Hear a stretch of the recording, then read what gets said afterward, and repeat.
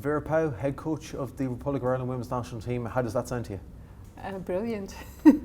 Sounds very nice. Yeah. You were at the game last night. You saw Ireland beat Montenegro 2-0, opening game of the Women's Euro 2021 qualifiers. How did you find the game? But the only thing that it goes, what it is about at those games is that you get 3 points, and with the early goal, that was almost secured already. Although as long as it stays 1-0, it's still tense, of course, because one outbreak and you could lose 2 points. So the second goal was a relief for everybody, but job done, and well done, everybody. Can you tell us a little bit about yourselves? Obviously, people know you've a lot of experience at international level, but what is the Vera Pauw football mentality? Well, maybe I need to go back to my birth then, because I'm one of a triplet with 2 brothers and no girls in the neighborhood. So I grew up as a boy in the first 12 years of my life, and then I went to the big city to school, where I found out that actually girls are different or should be different, and that formed me. I'm very used to pressure on performance, and that comes from my early childhood. And I think that is key for top sport, and it really helped me to structure under pressure. And I think that brought me where I am now. Watching the game last night, obviously it was your first time seeing a lot of these players in the flesh. What was your thoughts on the performance? Well, I've been following Ireland already for a while, because they were in the group with the Netherlands for the World Cup campaign. So I've seen the team growing, and I was really, really impressed with the work of Colin and Tom. And what they've done with the players is amazing, because they brought in, as they said themselves, a lot of professionalism and a complete different attitude towards performance. So I'm impressed with the attitude. And last night also, even though not everything went okay, but you showed that every single player never gave up and always kept on going to get that second goal in, and not let the opponent pull them out of that concentration. So I was really impressed with that, and it's really a fantastic moment to build further on what Colin and Tom has done with them.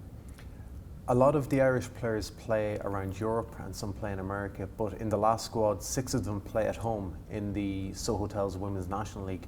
How important is it to have domestic players in the squad, showing other players around the league that there is a future in international football for them? Of course, that is very, very important and crucial in the development of the game. But in the international team, it's about the best players. So the fact that those players are amongst the best players and not having the professional setup in the sense of full-time playing and full-time training, that shows the talent that they have. But it also shows to young girls that is the pathway to go for Irish players. And not only in Ireland, there's many countries where that step towards international contracts is made through a pathway in their own country. I think the players that play in England and US and Germany and Italy are huge role models also for the domestic players to strive to get there and to make this extra step, because they see now that it is possible to become a professional football player, full-time professional football player. And without the domestic clubs, that is not possible.